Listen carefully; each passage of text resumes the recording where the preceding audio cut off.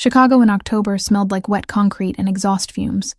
I pushed through the revolving door of the Wexler building, tugging my jacket tighter against the cold drizzle that had started an hour ago. The meeting had gone well. Better than expected, actually. 3 hours of translating complex legal documents for a multinational firm, and they'd already mentioned wanting to extend the contract into next quarter. My laptop sat upstairs on the conference room table. I'd grab it tomorrow morning on my way to the next appointment. Too tired to go back up now, and honestly, my brain needed the break from screens and technical jargon. The crosswalk signal blinked white. I stepped off the curb, mentally calculating whether I had time to finish the Portuguese contract revision before Jessica's birthday dinner on Saturday. Probably, if I worked through. Movement caught my peripheral vision. A man in an expensive charcoal suit stepped directly into the intersection from the opposite corner, phone pressed to his ear, head tilted in concentration. Completely unaware, the truck appeared from nowhere. Not true. It had been there, barreling down the street at a speed that screamed wrong. The traffic light glowed red. Steady, unmistakable red, but the massive vehicle wasn't slowing. Time fractured into crystalline fragments. The man's polished shoes on wet asphalt, the truck's grille reflecting streetlight. My bag slipping from my shoulder as I lunged forward. "Move!" The word tore from my throat, but I was already in motion. My hands hit his chest, shoving with every ounce of strength in my 5'5" frame. He was solid, immovable, until suddenly he wasn't. We went down hard. The pavement rushed up to meet us, but at the last second he twisted, taking the brunt of the impact. His arms locked around me, pulling me against him as we rolled. The truck's windwake slapped my face, close, so terrifyingly close. Gravel bit into my knee through torn fabric, my right wrist bent wrong, sending white-hot pain shooting up my forearm. Then silence. Just the hiss of tires on wet road fading into distance. His chest rose and fell beneath my cheek. Expensive fabric, silk or something close. The scent of cedar and something darker, richer, clung to him. My heart hammered so violently I thought my ribs might crack. "Are you hurt?" His voice rumbled through his chest before reaching my ears. Accented, but I couldn't place it yet. Controlled, despite what had just happened. I pushed myself up, pain lancing through my wrist. "Am I hurt? You almost got yourself killed." He sat up with fluid grace that shouldn't have been possible after that fall. Dark eyes found mine, assessing. Sharp cheekbones, strong jaw shadowed with stubble, and a thin scar cutting through the right side of his chin. Handsome in a way that felt dangerous. "You saved my life. You walked into traffic like a complete idiot." The words tumbled out in Italian before I could stop them. Adrenaline made me reckless. What kind of person crosses the street without looking? "Did your mother never teach you basic survival skills?" His eyebrows lifted. When he responded, his Italian was flawless. Regional accent placing him somewhere near Milan. My mother taught me many things. Apparently, awareness wasn't among them. I blinked. Great. Of course he spoke Italian. Of course. "Your wrist." He reached for my arm. His hands were warm despite the cold night, touch careful as he examined the swelling already forming. "And your knee is bleeding." I looked down. The fabric of my slacks had torn, revealing a scraped, bloody mess. The pain chose that moment to fully register, sharp and insistent. "I'm fine. I need to get—" A vehicle appeared at the curb. Black SUV, windows tinted so dark they looked like portals into nothing.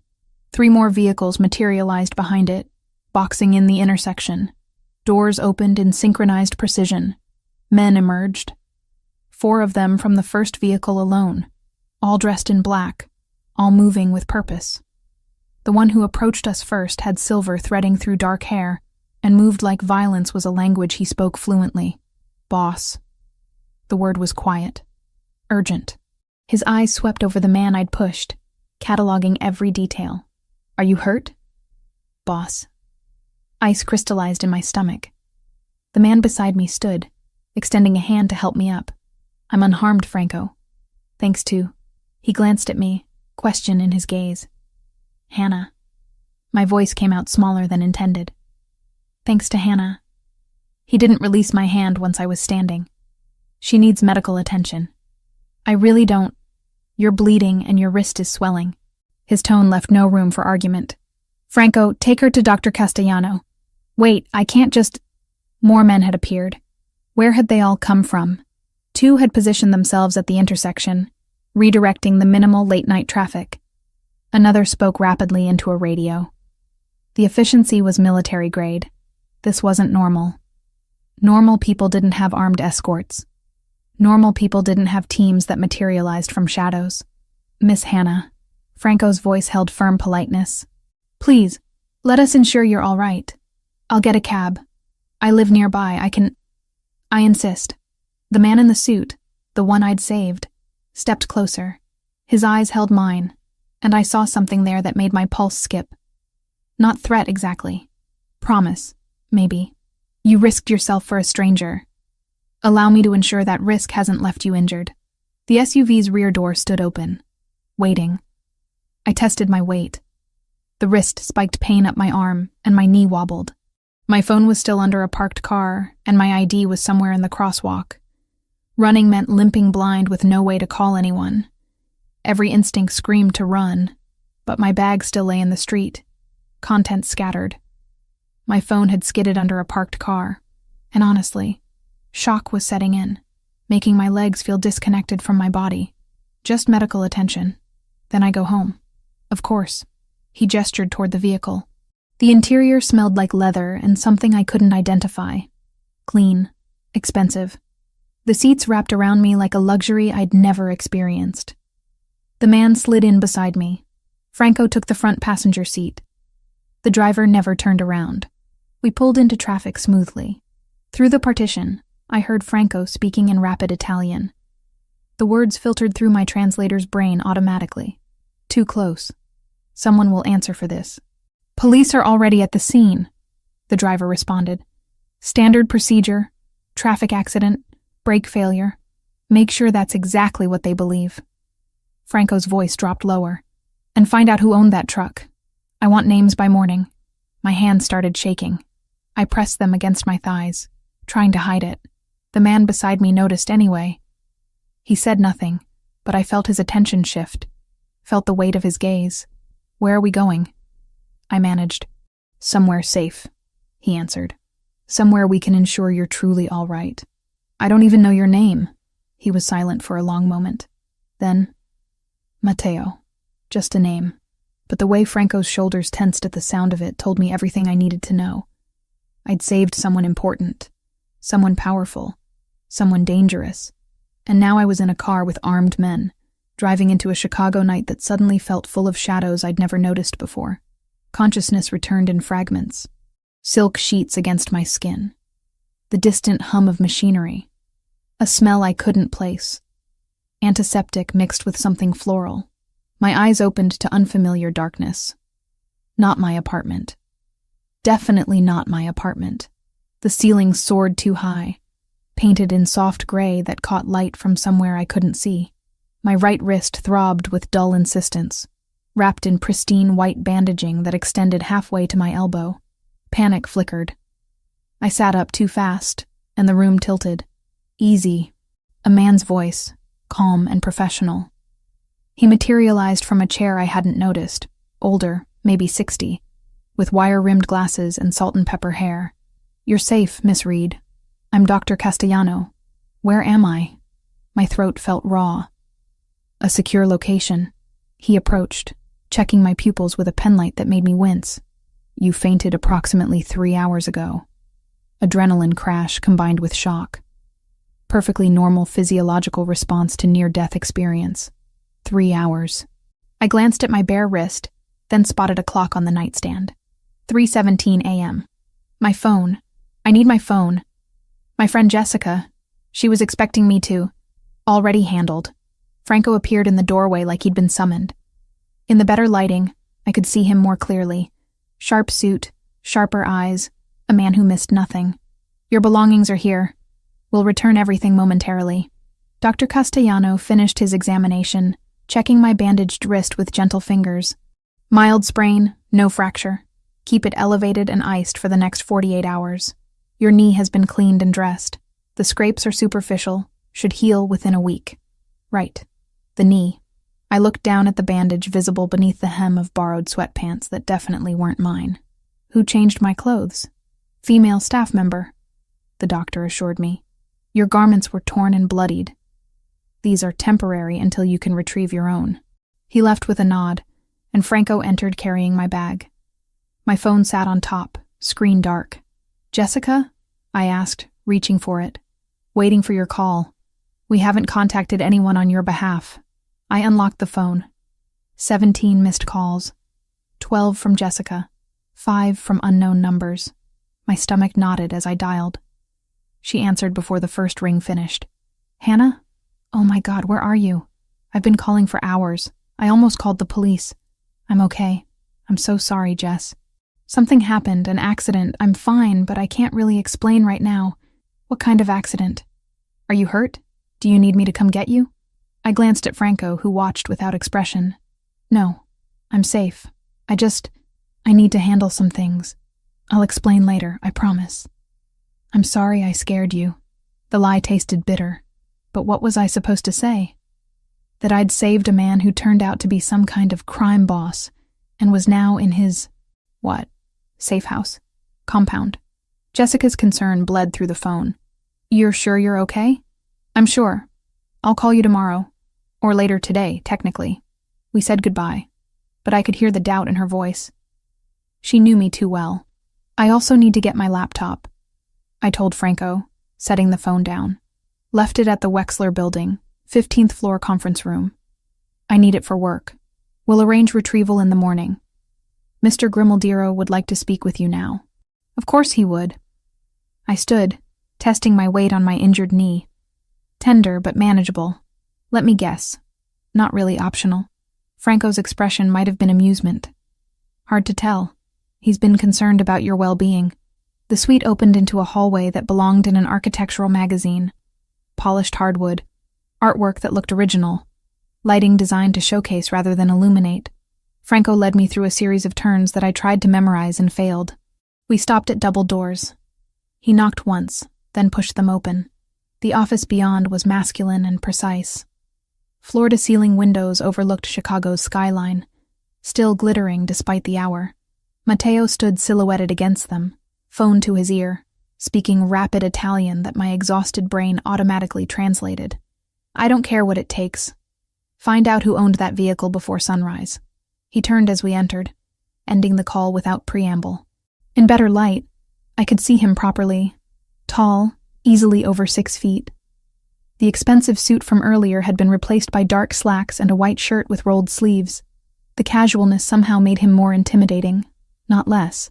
Hannah? He gestured to a leather chair facing his desk. How are you feeling? Like I got hit by a truck.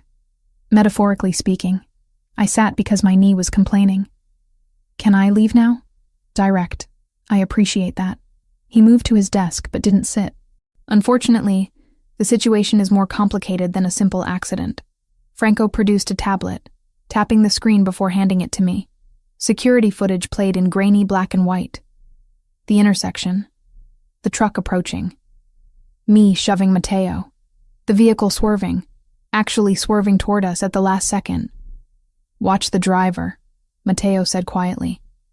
I rewound, focusing. The driver's face was visible for maybe 2 seconds. Young, maybe 30. Eyes locked on Matteo with unmistakable intent. No panic. No attempt to brake. Just acceleration. That's not an accident, Matteo finished. No. Someone attempted to kill me tonight. And you, Hannah Reed, age 27, freelance translator specializing in contract analysis and legal documentation, living at 1847 West Addison, currently between major clients, but with 3 active projects, happened to be in the wrong place at the wrong time. Ice crystallized in my veins. You investigated me. I protect my interests. You saved my life. That makes you relevant to those interests. You mean I'm a witness? The words came out flat. The police are already at the scene. Franco spoke from his position by the door. They'll conclude mechanical failure. Brake line malfunction. The truck's registration traces to a shell corporation that will lead nowhere.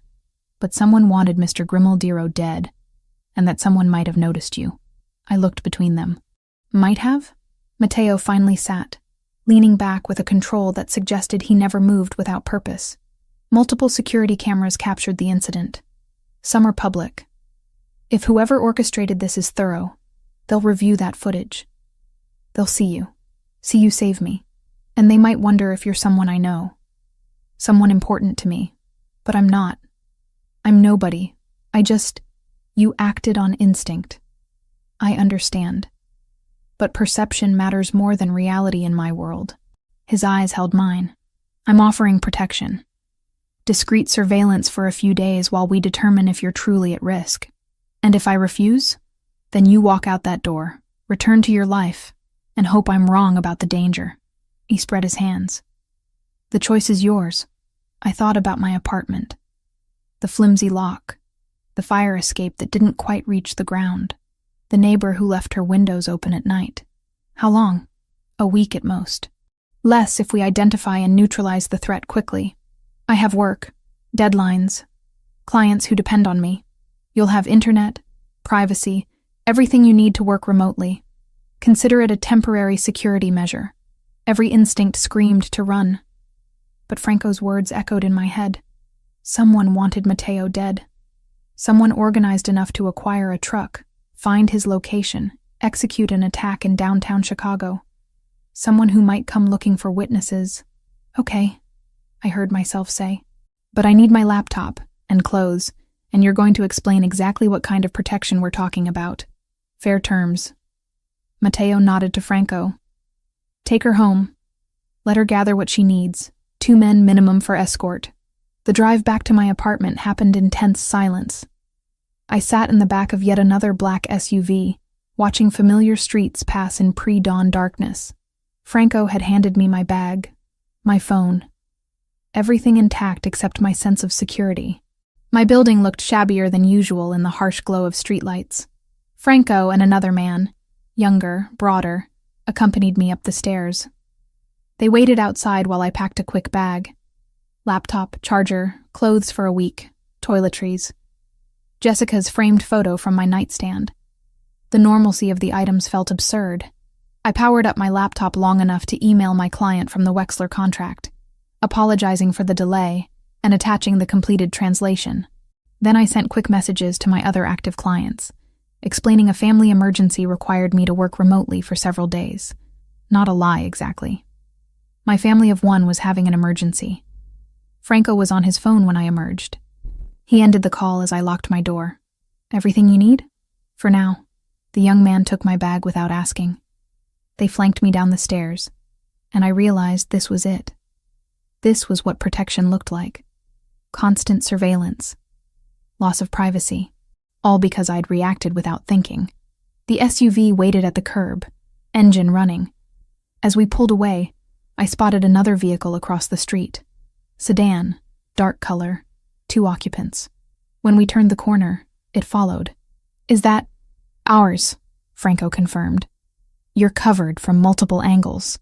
I leaned back, closing my eyes. Somewhere in this city, someone had tried to commit murder. And somehow, impossibly, I'd stopped them. Now I was tangled in whatever web Matteo Grimaldiro had woven, protected by men with guns and secrets. My phone buzzed.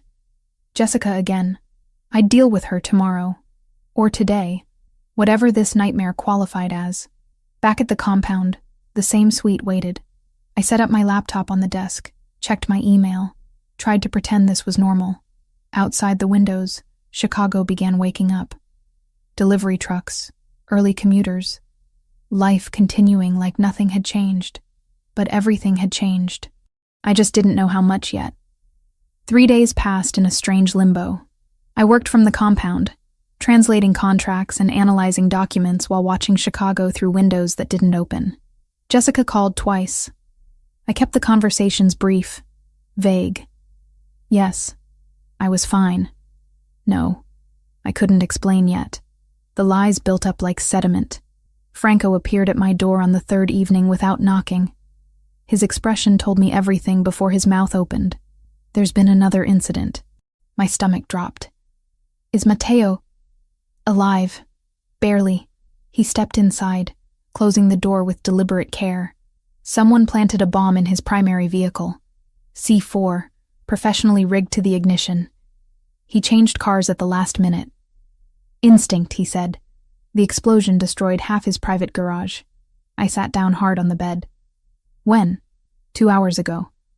The property is isolated, 40 miles outside the city. Our team contained it before emergency services arrived. Official report will list it as a gas leak. Franco pulled out his phone, swiping through images. But this wasn't external, Hannah. Whoever did this knew which car he'd be using, knew the exact timing of his departure. That information doesn't leave our inner circle. The photos showed twisted metal, blackened concrete, destruction that should have killed someone. Would have killed someone if luck hadn't intervened. Internal, I said quietly. You think it's someone inside his organization? I know it is. He pulled up a different set of images. And we have another problem. You. The first photo showed me leaving a coffee shop 2 blocks from my apartment. The second caught me at a crosswalk, phone to my ear. The third was taken from a vehicle, capturing me through my own living room window as I worked at my desk. These aren't yours, I said. My voice sounded distant. No. We noticed them yesterday, picked up the surveillance this morning. Different vehicles, different operators, professional tale. Whoever wants Mateo dead knows you saved him, and they're tracking your movements. Cold spread through my chest. They think I'm important to him, or they're considering using you as leverage. Either way, you're exposed. This apartment isn't defensible. You need to move to the estate tonight. I can't just disappear. I have clients expecting deliveries, deadlines. Which matter more than staying alive? The bluntness hit like a slap. I looked at the photos again, at myself captured without knowledge or consent, at the proof that strangers had been following me, watching me, waiting for an opportunity. My friend Jessica, she'll panic if I vanish. So tell her what you can without compromising security. Franco's tone softened slightly. We're not asking you to disappear forever, just until we identify and neutralize the threat. And how long will that take? As long as necessary. I wanted to argue, to insist this wasn't my problem, that I'd just been in the wrong place at the wrong time. But the photos spoke louder than my protests. Someone dangerous knew my face, my address, my routine. I need to pack properly this time. And I'm emailing my clients tonight, telling them I'll be working remotely for the next 2 weeks minimum. Franco nodded. 30 minutes. Pack for extended stay. We leave before dark. He stationed himself outside while I moved through my apartment in controlled chaos. Laptop, chargers, enough clothes for 2 weeks, my translation references, toiletries. I drafted quick emails to my 3 active clients. Explaining a family emergency required me to relocate temporarily, but I'd remain fully available electronically. Professional, apologetic, vague. Then I texted Jessica. Need to leave town for work security issue. Can't explain over text. I'm safe. Will call when I can. Please don't worry. Love you. Her response came immediately. What? Call me now. My phone rang. I let it go to voicemail. Coward's choice, but I couldn't lie to her voice to voice. Not again. The estate waited beyond Chicago's edge, accessed through gates that whispered open at our approach. I'd barely noticed the property in darkness 3 nights ago. Now, in fading daylight, I saw it properly. Stone walls, manicured grounds, security cameras angled to cover every approach. Not a home. A fortress disguised as one. The suite they gave me made my entire apartment look like a closet. King bed with linens that probably cost more than my monthly rent. Sitting area with leather furniture. Bathroom with a tub big enough to swim in. And most importantly, a desk positioned by windows overlooking gardens lit by strategic floodlights. Internet password is on the desk, Franco said from the doorway. Kitchen is fully stocked if you need anything. Mateo would like you to join him for dinner at 8 if you're comfortable. Do I have a choice? Always. But I think you'll want to hear what he has to say. He left me alone with my bags and a view of grounds patrolled by men who moved like shadows. I unpacked methodically, establishing routine as an anchor. Laptop set up, charger plugged in, files organized. My phone showed 6 missed calls from Jessica, and a voicemail I wasn't ready to hear. Work first. Panic later. At 7:45, I showered and changed into clean jeans and a rust-colored sweater. Not fancy, but presentable. A staff member I hadn't met knocked precisely at 8, offering to escort me to dinner. The dining room continued the estate's theme, elegant but understated, power that didn't need to announce itself. Mateo stood when I entered, and I noticed immediately what I'd missed before. He moved with careful precision, favoring his left side slightly. "You're hurt. Minor burns from the explosion. Nothing serious." He gestured to the chair across from him. "Thank you for joining me." A woman appeared with wine, pouring without asking. She disappeared as silently as she'd come. "Franco showed me the photos," I said, skipping pleasantries. "The ones of me being followed." "Yes. I apologize for dragging you into this. Bit late for apologies." "Who are they?" Mateo studied his wine glass. "That's what I'm trying to determine. The bomb was sophisticated, military-grade explosive, professional installation, someone with resources and access to my schedule. Internal betrayal. So it appears." He looked up, meeting my eyes. "Which is why I need you here. Safe. Until I identify who's trying to kill me. And then what happens to me? Then you return to your life. With compensation for the disruption and assurance that you're no longer a target." I laughed, harsh and short. "You really think it's that simple? That I can just go back to translating contracts like none of this happened? No. I think you're intelligent enough to understand necessity." His voice stayed level. "You saved my life. I'm returning the favor by ensuring yours isn't forfeit because of it." The wine tasted expensive, complex. I took another sip, buying time to organize my thoughts. "Franco said you think it's someone you trust, someone close, someone with access to information that should be restricted." Mateo's jaw tightened.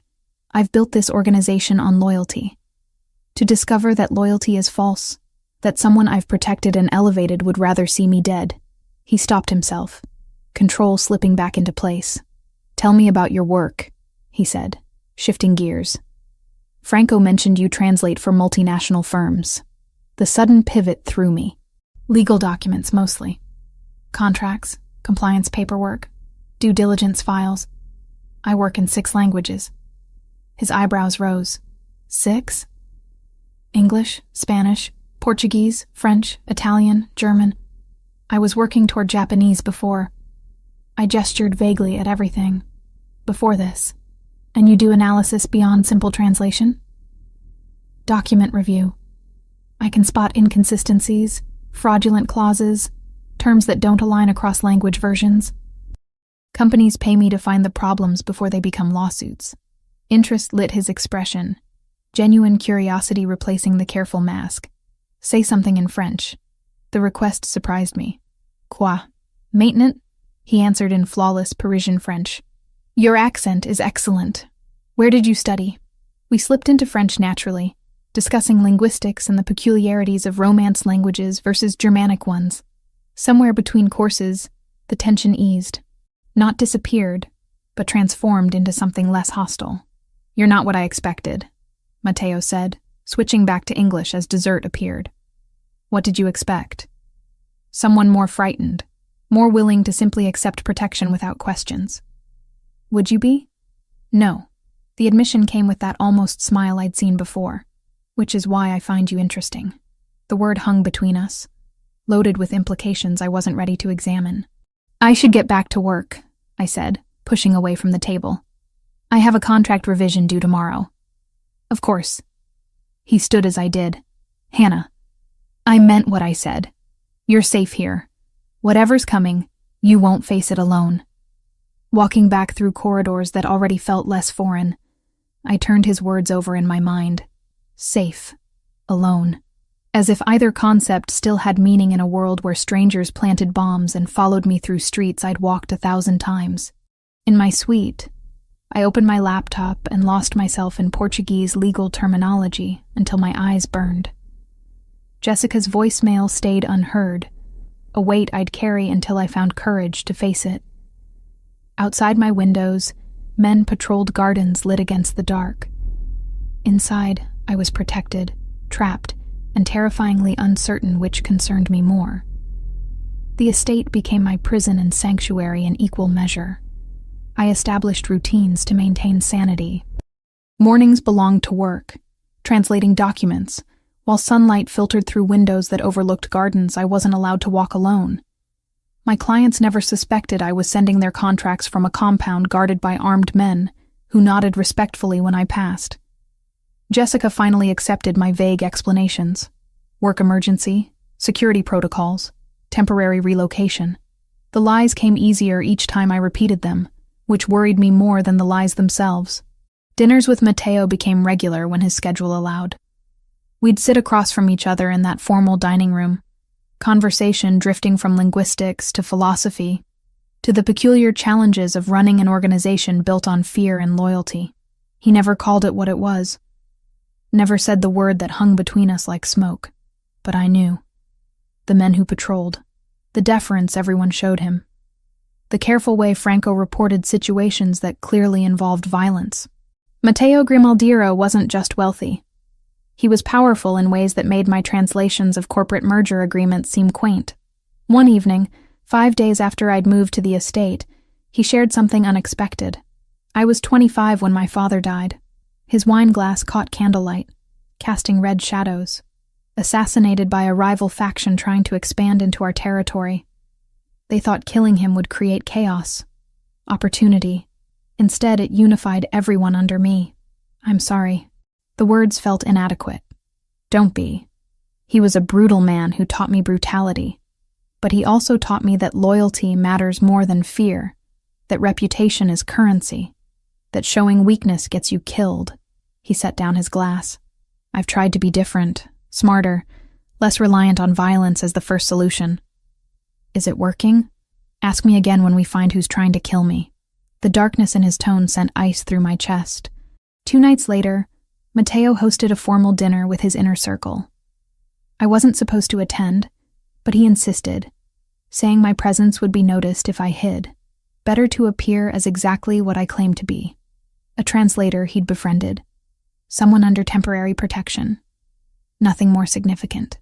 The dining room filled with men who moved like predators dressed in expensive suits. Franco made introductions I struggled to remember.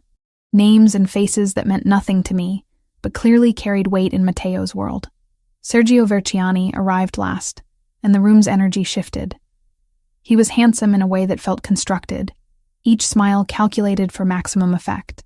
When he greeted Matteo, I saw something flicker between them.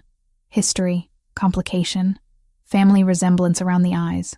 "Cousin," Sergio said, embracing Matteo with what looked like genuine warmth. "You didn't mention we'd have such lovely company tonight." His attention turned to me, appraising and dismissive simultaneously. I'd been evaluated and categorized in seconds. "Hannah is my guest," Matteo said simply. "She's staying here while we resolve some security concerns." "Of course." Sergio's smile widened. Any friend of the family is protected by the family. The way he said it made protection sound like a threat. Anthony Ricchetti sat across from me, older, perhaps 50, with nervous energy that manifested in constant small movements. He adjusted his glasses twice in the first 5 minutes. When Sergio spoke, Anthony's jaw tightened almost imperceptibly. When their eyes met, Anthony looked away first, always. Franco, positioned near Matteo, was the only one who seemed genuinely at ease. He ate methodically, participated in conversation when addressed, but spent most of the meal observing. Like me, he was cataloging everyone's behavior. The conversation flowed around topics I half understood. Territory disputes, revenue streams from legitimate businesses, carefully coded references to operations I suspected weren't legal. Through it all, Sergio held court, charming and charismatic, while Anthony grew progressively more uncomfortable, his forehead developing a slight sheen of sweat, despite the room's controlled temperature. I excused myself early, claiming fatigue. Matteo walked me to the door, a courtesy that felt both protective and possessive. "What did you think?" he asked quietly. "Your cousin doesn't like me. My cousin doesn't like anyone who has my attention." His hand brushed my lower back. Brief contact that sent warmth spreading through me. "Sleep well, Hannah." 3 nights later, everything shifted. I was reviewing a contract when I heard voices raised in the hallway. not quite shouting, but close. Then Mateo's door slammed with enough force to rattle my windows. I shouldn't have gone to check. Should have stayed in my suite, maintained boundaries. Instead, I found myself in the corridor, following the sound of movement to his study. The door stood ajar. Through the gap, I saw him at the window, shoulders rigid, one hand pressed against the glass. Blood dripped from his other hand onto the pristine floor. "Mateo?" He turned. A cut sliced across his left cheekbone, maybe 2 inches long, bleeding freely. His shirt collar was torn, knuckles on his right hand split and raw. "Leave." The word came out flat, emotionless. "You're hurt." I said leave. Instead, I pushed into the room, closing the door behind me. "Where's your first aid kit?" "Hannah, bathroom. I'll find it myself." His bathroom was marble and chrome, impersonal, except for the medical supplies in the cabinet that suggested violence was routine. I grabbed what I needed and returned to find him still standing at the window, jaw clenched. "Sit down." "I don't need—" "Sit. Down." Something in my tone made him obey. He sank into the leather chair, tilting his face up as I approached with antiseptic and gauze. This close, I could see the anger burning behind his controlled expression. Could smell copper, and his cologne mixing into something intoxicating and dangerous. I cleaned the cut carefully, conscious of every breath, every tiny flinch he suppressed. His eyes never left my face. "What happened?" I asked, applying butterfly strips to hold the edges together. A captain questioned my judgment, publicly, in front of men who need to believe I'm infallible. His voice was quiet, deadly. I reminded him why questioning me is unwise. "With your fists, with my authority." The fists were just emphasis. My hands trembled slightly as I finished bandaging. We were too close. I could feel heat radiating from him, see his pulse jumping in his throat. When I reached to clean his split knuckles, his free hand caught my wrist. Hannah. Just my name, but loaded with everything we'd been carefully not acknowledging. The tension that built every time we shared a meal. The way his eyes followed me when I moved through rooms. The dangerous pull I felt toward a man I should fear. "This is a bad idea," I whispered. "Terrible idea," he agreed. Neither of us moved away. His thumb traced circles on my inner wrist, finding my racing pulse. My breath caught. Time stretched, fragile and electric. The door opened without warning. Franco's voice cut through the moment like a blade. "We have a problem." Mateo released me, composure snapping back into place. "What kind of problem?" "The financial audit. You need to see this now." I stepped back, putting professional distance between us. My pulse still hammered, skin still tingling where he'd touched me. Franco produced a tablet, pulling up spreadsheets and transaction records. The preliminary audit found unauthorized transfers, millions being moved through accounts that shouldn't exist. Someone with high-level system access has been diverting funds for at least 6 months. Mateo's expression went cold. "How much?" 8 million so far. Possibly more we haven't found yet. Who has that level of access? Administration only. You, me, Anthony, Sergio. Franco's jaw tightened. And the transfers are structured to look legitimate. Someone who knows our systems intimately. Show me everything. Franco spread documents across the desk. I should have left, but curiosity and something else, professional instinct maybe, kept me rooted. "Can I see those?" The words escaped before I thought them through. Both men looked at me. Mateo nodded slowly. I studied the documents, falling into the analytical mode that made me good at my job. Transaction descriptions, payee names, routing codes. Something nagged at me. Pattern recognition firing. These supplier names. I pointed to a series of payments. The formatting is inconsistent. Look, this one uses LLC, but this one uses LLC with periods. And the grammar in these descriptions, it's technically correct, but the word choice is off. See how this one says, "for provision of services rendered," but this one says, "for rendering of provided services"? Native English speakers wouldn't structure it that way. Mateo leaned closer, studying what I'd indicated. Meaning? Meaning these aren't real companies. Someone created shell corporations and tried to make them look legitimate. but they didn't maintain consistency. These are fraudulent, money laundering through fake vendors. Silence stretched. Then Matteo looked at Franco. Pull every transaction to these companies. I want names, dates, who authorized each payment, and find out who created these vendor accounts in our system. Franco nodded, already moving. The door closed behind him, leaving us alone again. Matteo turned to me. Something new in his expression. Respect, maybe. Or recognition.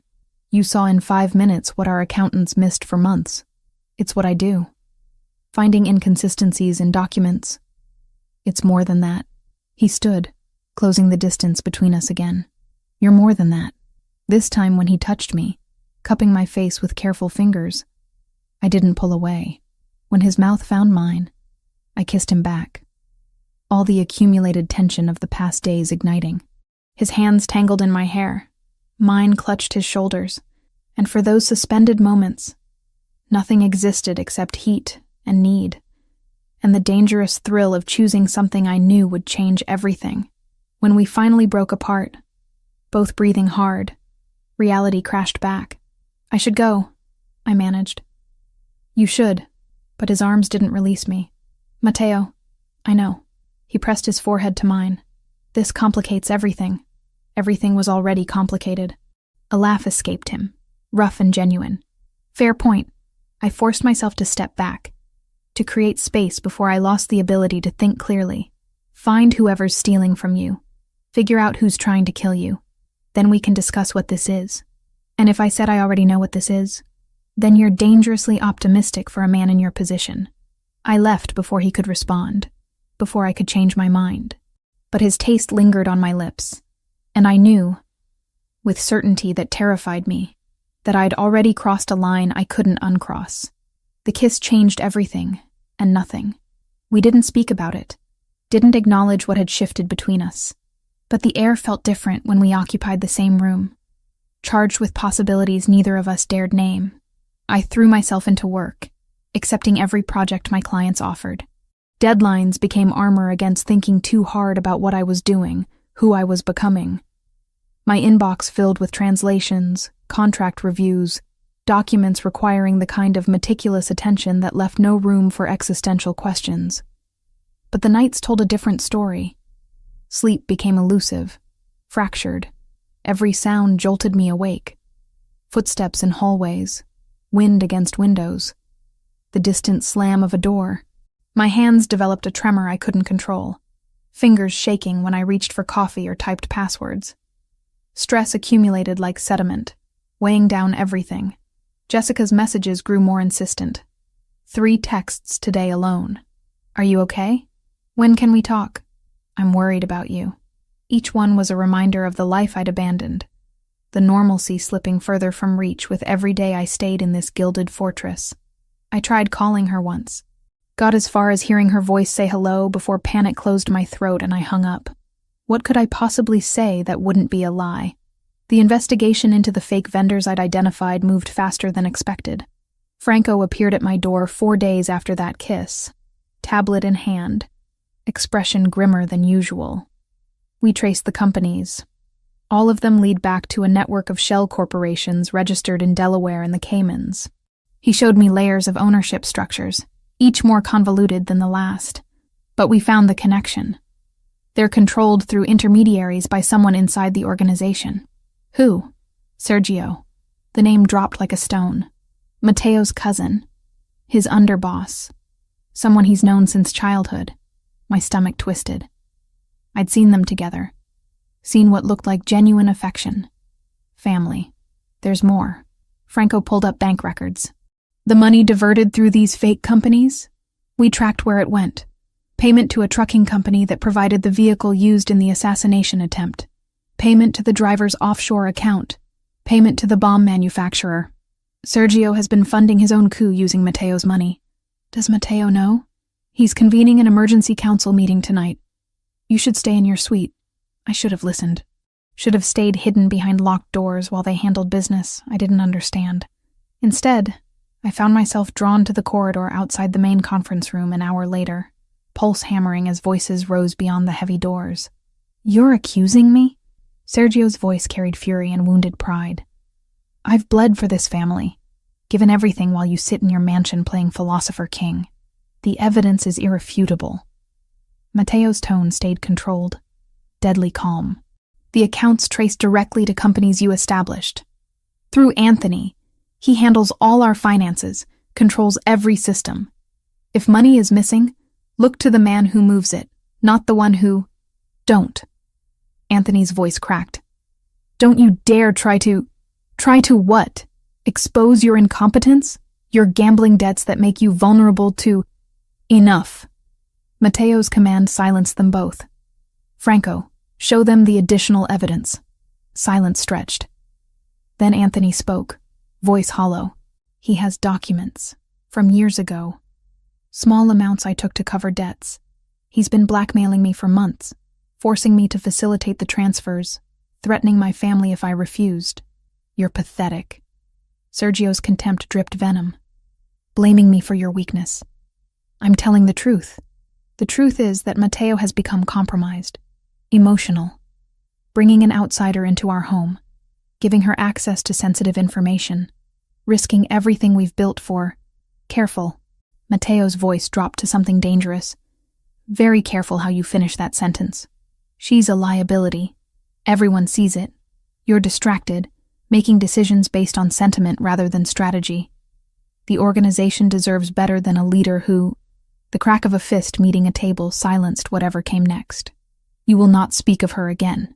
Each word was steel. You will not think of her, look at her, or acknowledge her existence. Is that understood? Through the slight gap in the door, I saw Sergio's expression. Calculation, masquerading as submission. Of course. My apologies. But his eyes promised violence. The meeting dissolved into tense silence. I retreated before anyone discovered me, heart racing, Sergio's words echoing. Liability, weakness, distraction. He wasn't wrong. My presence had complicated everything, made Mateo vulnerable in ways he couldn't afford. I was pacing my suite when Mateo appeared without knocking, tension radiating from every line of his body. The cut on his cheek from days ago had nearly healed, just a thin pink line bisecting his face. You heard. Not a question. Some of it. Hannah, he's right. I wrapped my arms around myself. I'm making you vulnerable. Your own cousin thinks you're compromised because of me. My cousin is trying to kill me and steal my organization. His opinion is worthless, but his reasoning isn't wrong. I shouldn't be here. I'm not part of your world. I don't understand the rules. And my presence is giving your enemies ammunition. He crossed the room in 3 strides, hands framing my face with startling gentleness. Stop. Mateo, do you know what I saw the night you saved me? His thumb traced my cheekbone. Someone who acted without hesitation, who saw danger and ran toward it instead of away, who asked questions and demanded answers and refused to be intimidated by men with guns. You fascinate me, challenge me, make me remember why I wanted something better than the empire my father built. That's not enough reason to risk everything. It's the only reason that matters. His forehead pressed to mine. I've spent 15 years building power through fear and control. You walked into my life and showed me something I'd forgotten existed. Genuine courage, integrity. Someone who sees me as human rather than a weapon. This is insane. Completely. His mouth found mine. Urgent and desperate. But I'm choosing it anyway. Choosing you. The kiss deepened, swallowing my protests. His hands tangled in my hair. Mine clutched his shoulders, and reason dissolved into pure sensation. We stumbled toward the bed, shedding inhibitions and clothing in equal measure, mapping skin with hungry fingers and desperate mouths. Afterward, tangled in sheets with his heartbeat steady beneath my ear, reality crept back. What happens now? I whispered. We find proof that links Sergio directly to the attacks. Then I remove him from power. And if you can't? His arms tightened around me. Then I do it anyway. Sleep finally came, deep and dreamless, until the explosion shattered the night. The blast threw me from the bed. Glass rained inward as windows imploded. Mateo had me pressed against the floor before my ears stopped ringing, his body shielding mine as gunfire erupted somewhere below. Stay down. He was already moving, grabbing weapons from places I hadn't known existed. A gun from the nightstand. A knife from beneath the mattress. He was dressed in seconds, lethal grace replacing the lover who'd held me. What's happening? They're inside. The door burst open. Franco appeared, blood streaming from a cut above his eye. Southeast breach. 6 hostiles. Maybe more. Security system was disabled from inside. Sergio? Already evacuated. Convenient timing. Mateo's jaw clenched. Get Hannah to the safe room. Use the service corridors. I'm not leaving you. You don't have a choice. He caught my face, kissed me hard and fast. Franco will keep you safe. Stay alive. That's an order. Then he was gone, disappearing into chaos with a control that terrified me more than the attack itself. Franco pressed a gun into my hands. Do you know how to use this? No. Point and shoot if anyone gets past me. Come on. We ran through hallways I'd never seen. Servants' passages designed for invisibility. Behind us, gunfire echoed. Shouts. The controlled violence of men trained to kill. The safe room was steel and concrete, hidden behind a false wall in the wine cellar. Franco sealed us inside, activating systems that bathed everything in emergency lighting. He'll be fine, Franco said, reading my expression. Mateo has survived worse. Has he survived betrayal from family? Franco's silence was answer enough. We waited in that underground tomb while war raged above, and I prayed to gods I didn't believe in that Mateo would walk through that door again. Because somewhere between saving his life and surrendering to this impossible attraction, I'd done something catastrophically stupid. I'd fallen for a man whose world ran on violence and blood, and now I might lose him to it. The gunfire stopped after what felt like hours, but was probably minutes. Silence descended, broken only by distant voices and the ringing in my ears. Franco remained positioned at the door, weapon ready, every muscle coiled. His radio crackled. All clear. Hostiles neutralized. Boss is requesting Hannah. My legs nearly gave out with relief. The estate looked like a war zone. Broken glass crunched under my feet as Franco led me through corridors marked by bullet holes and bloodstains. Men moved efficiently, already cleaning, already erasing evidence. Bodies were being removed through service exits. This wasn't the first time they'd handled aftermath. Mateo stood in his study, conferring with 3 men I recognized from the dinner. Blood streaked his shirt, but he moved without hesitation. When he saw me, something cracked in his controlled expression. You're unhurt? Franco kept me safe. I crossed to him, hands trembling now that adrenaline was fading. What happened? 6 men breached the southeast perimeter using codes that disabled our security system. His jaw tightened. Internal codes. Someone let them in. Franco approached, tablet in hand. I pulled the system logs. The override came from Anthony's credentials. Time stamped 2 hours before the attack. Anthony. The nervous man who'd sweated through dinner, who'd avoided looking at Sergio. Where is he? Mateo's voice dropped to something lethal. We found him in his quarters. He's cooperative. The interrogation room was underground, windowless, designed for purposes I tried not to imagine. Anthony sat at a metal table, wrists zip-tied, face pale and slick with perspiration. When we entered, he flinched violently. I didn't know, he said immediately. I swear to God, I didn't know they'd attack tonight. He said it was just precautionary access, in case... Who? Mateo remained standing, looming.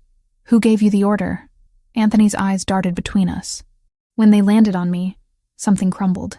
She shouldn't be here. This isn't... Answer the question. Sergio. The name broke on a sob.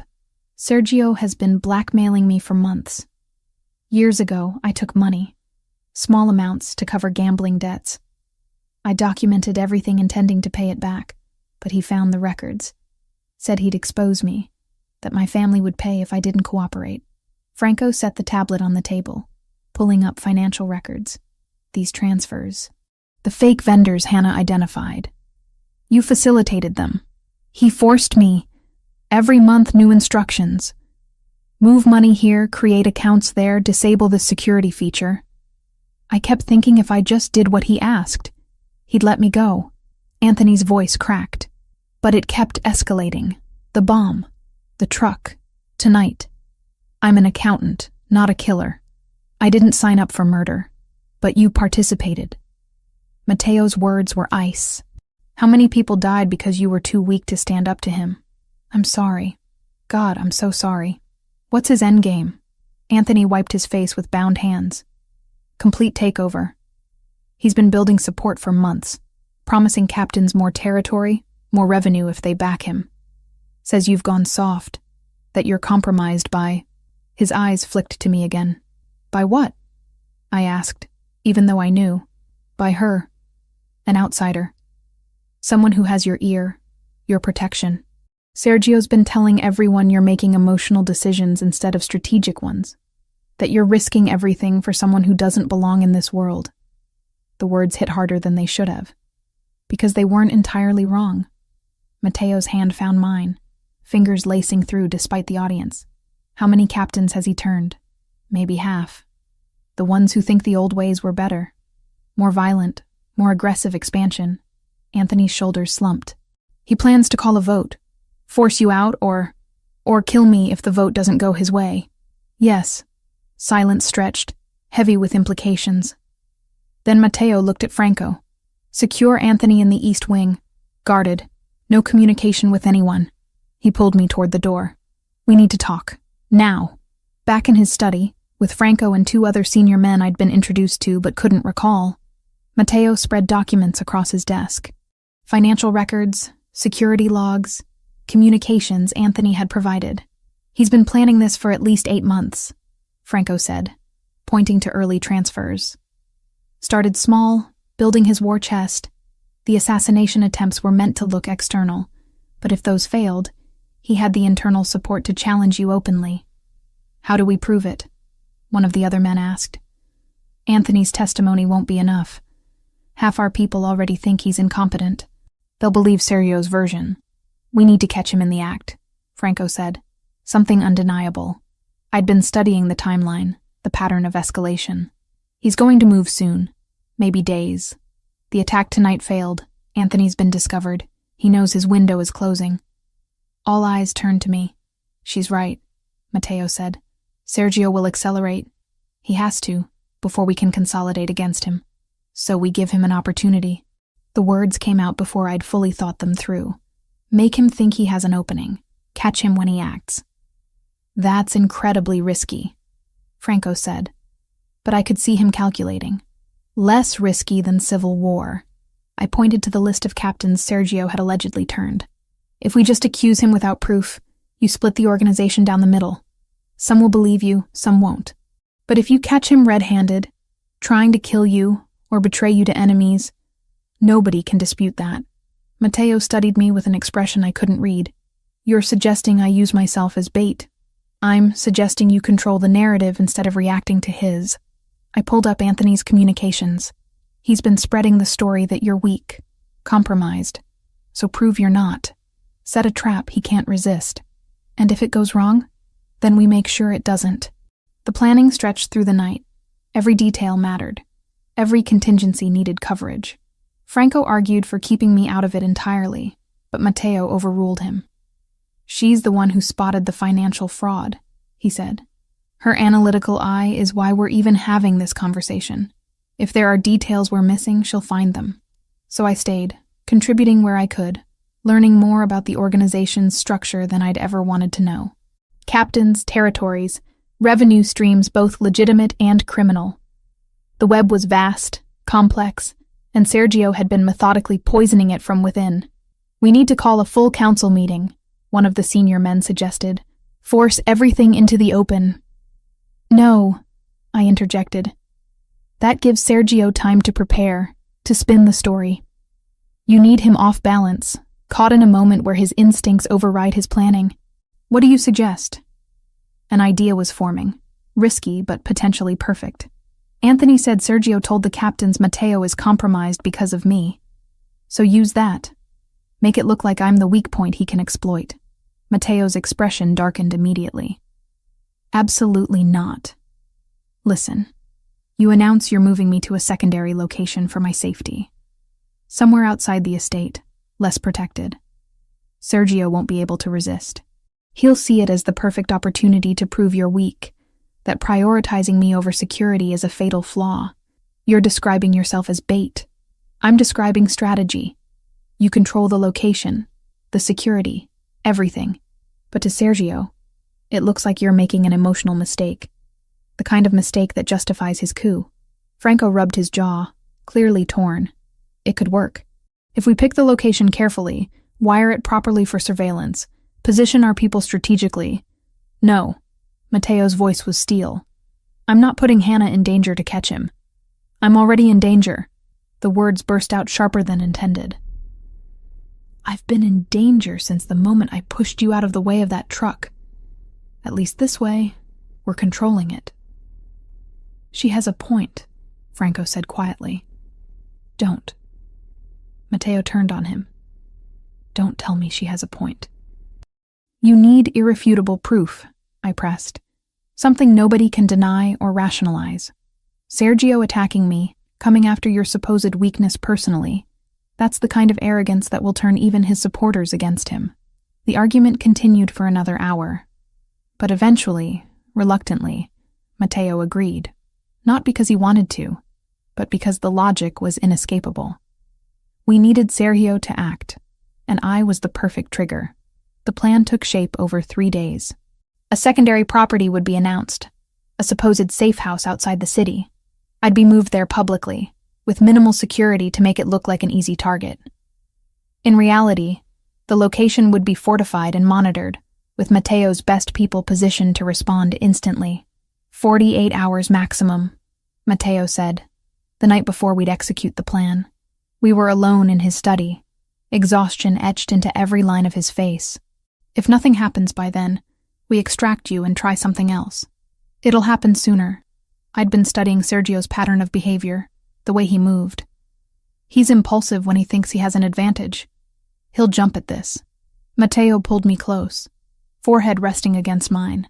If anything goes wrong, it won't. Hannah, we've planned for everything. Franco's people are the best. You'll be close enough to respond in seconds. I cupped his face, feeling the stubble rough against my palms. This ends tomorrow, one way or another. This ends. I'm terrified of losing you. Then make sure you don't. We spent that night wrapped around each other, memorizing touch and taste like it might be the last time. When dawn came, we didn't speak about what could go wrong. Only what had to go right. The trap was set. Now we just had to wait for Sergio to walk into it. The safe house was a lie wrapped in truth. An actual property Mateo owned, but fortified beyond anything visible from outside. Cameras in every corner, armed men positioned in adjacent buildings, Franco coordinating from a command center 2 blocks away. I was the rabbit in the trap. And somewhere out there, the wolf was circling. I'd been moved publicly, driven through Chicago in a convoy small enough to look vulnerable. 2 SUVs instead of 5, guards who appeared competent but not overwhelming. The message was clear. Mateo had prioritized discretion over security, emotion over strategy. Exactly what Sergio needed to believe. The house itself was modern, glass and steel overlooking the river. Beautiful and exposed. I'd been instructed to stay visible, to move past windows, to look like someone trying to pretend normalcy while fear ate at her edges. Not hard to fake. The fear was real, even if the vulnerability wasn't. Mateo wanted to be here, argued for hours that he should be in the house with me. That splitting up was too risky, but Franco convinced him otherwise. Sergio needed to see weakness, and Mateo's absence sold that better than anything. So I waited. Laptop open, pretending to work while my pulse hammered. The earpiece Franco had given me stayed silent, but I knew they were watching, knew every angle was covered. The attack came at dusk. Not subtle, not careful. 6 men approached from different vectors, moving with military precision that suggested training and funding. Sergio wasn't sending amateurs. Contact. Franco's voice crackled in my ear. Stay exactly where you are. Do not move from that room. I'd been positioned in a second-floor study, deliberately visible through windows, but with reinforced walls and a panic room behind a bookshelf. The perfect bait that could be extracted instantly. Glass shattered downstairs. Footsteps pounded through the entry. Professional clearing patterns, weapons drawn. They moved fast, efficient. "Hannah Reed," a voice called from below, accented and cold. "We know you're here. Mr. Versiani would like to speak with you." I didn't answer. Franco had been explicit. Silence until they were fully committed. The men spread through the house. I heard them clearing rooms, communicating in terse phrases, getting closer. Then Matteo's voice in my ear, tight with controlled fury. "We have Sergio. Intercepted his vehicle 3 blocks from your location. Franco, initiate extraction." Everything happened simultaneously. The men reached my floor just as Franco's team breached from multiple entry points. Flashbangs, shouted commands. The professional soldiers Sergio had sent found themselves outmatched and surrounded. I was pulled into the panic room by 2 of Matteo's guards, the reinforced door sealing with a hydraulic hiss. Through the small monitor inside, I watched Franco's team systematically neutralize every hostile. No deaths, I noted. Matteo wanted them alive, able to testify. 20 minutes later, Franco himself opened the panic room. "Clear. Matteo wants you at the compound. Now." The drive back felt surreal. Chicago passed in streaks of light, my hands still trembling with residual adrenaline. Matteo had called a full council meeting, Franco explained. Every captain, every senior member of the organization. They were convening as we spoke. "Sergio?" I asked. "In custody, secured. He's been demanding to speak with Matteo since we took him." The compound blazed with lights when we arrived. The main conference room had been converted into something between a courtroom and a war room. 30 men filled the space, all wearing expensive suits that couldn't quite hide the violence they were capable of. Matteo stood at the head of the table, and when he saw me, relief cracked through his composure. But he didn't cross to me, didn't break the formality of what was happening. This was business, and business demanded precision. "Hannah, wait in the observation room with the technical team," he said. "Franco will coordinate." The observation room shared a wall with the conference room, separated only by one-way glass and sophisticated audio equipment. I could see everything, hear everything. Matteo had positioned me as witness, not participant. Sergio was brought in under guard. His suit was rumpled, lip split from when they'd taken him, but he moved with arrogance intact. When he saw the assembled captains, something flickered in his expression. Not fear. Calculation. "Cousin," he addressed Matteo with familiar contempt. "Quite the production. Are we really doing this? Sit down." Matteo's voice carried absolute authority. The presentation began methodically. Franco displayed financial records on screens around the room, the fake vendors, the diverted millions, the paper trail that led directly to Sergio's network of shell companies. Anthony was brought in, giving testimony that confirmed every detail. I watched the captains' faces. Some showed shock. Others, careful neutrality. A few looked vindicated, like they'd suspected but hadn't dared speak. Sergio laughed. "Anthony is a desperate man looking to save himself. He managed our finances, controlled every system. If money is missing, the fault lies with him, not with the assassination attempts." Matteo interrupted, pulling up new evidence. "The truck driver, the bomb. Both paid through accounts you control. We have bank records, testimony from captured operatives. Men you hired specifically to kill me. Circumstantial. Fabricated. Then explain tonight." Matteo played the footage we'd captured. Sergio's vehicle, pulled over 3 blocks from my location. Armed men who'd attacked the safe house, all carrying phones with messages from a number registered to Sergio. "You sent 6 soldiers to kidnap or kill Hannah. Why?" Sergio's expression hardened. "Because she's made you weak." The room went silent. "You've compromised everything we built for an outsider. A woman who knows nothing of our world, our rules. You've given her access to sensitive information, made decisions based on sentiment rather than strategy." Sergio stood, addressing the captains directly. "Look at him. He's distracted, emotional, making choices that risk all of us. The organization deserves better than a leader who prioritizes his feelings over our survival." Several captains shifted. I saw uncertainty cross faces that had been hardening against Sergio. "She's a liability," Sergio pressed. "Everyone sees it." This meeting, these accusations, they're desperate attempts to deflect from Matteo's weakness. He chose her over all of you, and that choice is going to destroy everything our fathers built. Through the glass, I saw Matteo's hands clench. Franco touched his earpiece, then looked directly at me through the observation window. He mouthed, "Now." I grabbed the laptop containing what I'd found, pushing through the door into the conference room. All eyes turned. "Hannah," Matteo started. "He's not wrong." I set the laptop on the table, pulling up documents. "I am an outsider. I don't understand your world, your traditions. But I understand documents, financial records. And what I found shows that Sergio's betrayal goes beyond stealing from you." I displayed the contracts I'd uncovered during the planning phase, buried in the data Anthony had provided. These are preliminary agreements with the Sinaloa cartel. Dated over 4 months ago, Sergio wasn't just planning to take over. He was planning to sell you out. Look at the terms. He'd promised them 3 of your major territories, your shipping routes through the port, and operational intelligence about your entire network. The room erupted. Captains surged to their feet, shouting over each other. The Sinaloa cartel was everyone's enemy, an external threat they'd spent years keeping at bay. He was going to trade your lives, your operations, everything you built, for their backing in a coup. I pulled up communications next, and these messages show he'd already started providing information. Shipment schedules, guard rotations, names of your families. Sergio lunged toward me. 2 guards intercepted him before he moved 3 feet, slamming him back into his chair. "You've destroyed us," one of the captains said, voice shaking with rage. "Made us all targets." Anthony confirmed it, his voice hollow.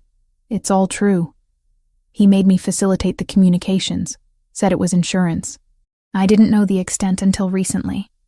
That's why I finally cooperated with Franco." Matteo walked slowly to where Sergio sat pinned by guards. "You called me weak for choosing someone who challenged me to be better than our fathers. But you chose to betray every man in this room for power you weren't strong enough to earn. That's not strength, Sergio. That's cowardice." He turned to the assembled captains. "I'm calling for a vote. Does Sergio Verciani retain any position in this organization? Or is he cast out?" The vote was unanimous. Every hand raised for expulsion. "Then it's done." Matteo's voice was final. "Sergio Verciani is no longer part of this family. What happens to traitors is not for this room to decide. Franco, take him." As Sergio was dragged out, still shouting accusations and curses, Matteo addressed the captains one more time. "I won't apologize for Hannah. She saved my life, saved our organization by catching what we all missed. If that makes me weak, then I accept the judgment. But I'm still standing. Sergio isn't. And anyone who questions where my priorities lie can remember that when making their own choices." The meeting dissolved, captains filing out in tense clusters. Some approached Matteo with pledges of continued loyalty. Others left in silence. When the room finally cleared, Matteo crossed to me. "You didn't have to do that. Put yourself in front of them." "Yes, I did. This ends today. No more questions about my role. No more whispers about me making you weak." I met his eyes. They saw me stand up. Now they know I'm not going anywhere. Neither am I. He pulled me close, forehead resting against mine. "Thank you. For everything." Outside the windows, dawn was breaking over Chicago. Somewhere in the city, my life was still waiting. But standing there, in the aftermath of violence and betrayal, I realized I wasn't sure I wanted that life back anymore. This world had claimed me. For better or worse, I'd chosen it. Chosen him. And there was no going back. The aftermath lasted weeks. Sergio's fate was handled quietly, efficiently, in ways I didn't ask about, and Matteo didn't volunteer. Anthony was different. He'd cooperated, provided evidence, saved lives by finally breaking. The council voted for exile instead of execution. Permanent, monitored, stripped of everything he'd built. I watched him leave the compound under armed escort, looking decades older than when I'd first met him. Franco's promotion to underboss happened with formal ceremony. Matteo presented him before the entire organization, publicly declaring trust and gratitude. Watching Franco accept, seeing the respect in every captain's eyes, I understood how carefully Matteo was rebuilding. Every gesture mattered. Every word carried weight. The estate transformed into command central. Meetings stretched through nights. Captains arrived for private conversations, emerging hours later with renewed commitment or removed from positions entirely. Matteo was ruthlessly thorough, examining every operation, every loyalty, every potential crack in his rebuilt foundation. I stayed. Not because I had to, but because leaving felt impossible. My apartment existed somewhere in Chicago, untouched and waiting, but the woman who'd lived there didn't anymore. Work kept me anchored. My clients never missed a deadline. I translated contracts and analyzed documents from a suite that had become my office, maintaining professional reputation while living in a world my colleagues couldn't imagine. But Jessica deserved better than silence. I called her on a Tuesday morning, 3 weeks after Sergio's capture. Her voice cracked when she answered. "Hannah? Oh my God, where have you been? I've been going crazy. I almost filed a missing persons report. I'm sorry, I'm so sorry." The words felt inadequate. "Can we meet? In person? I need to explain. We met for lunch at a restaurant Matteo owned." Though Jessica didn't know that. Franco's people had swept it twice, positioned themselves at strategic tables, created the illusion of normalcy while maintaining absolute control. Jessica looked thinner, worried. She grabbed my hands the moment I sat down. "What happened to you?" "It's complicated. That's not an answer." Her grip tightened.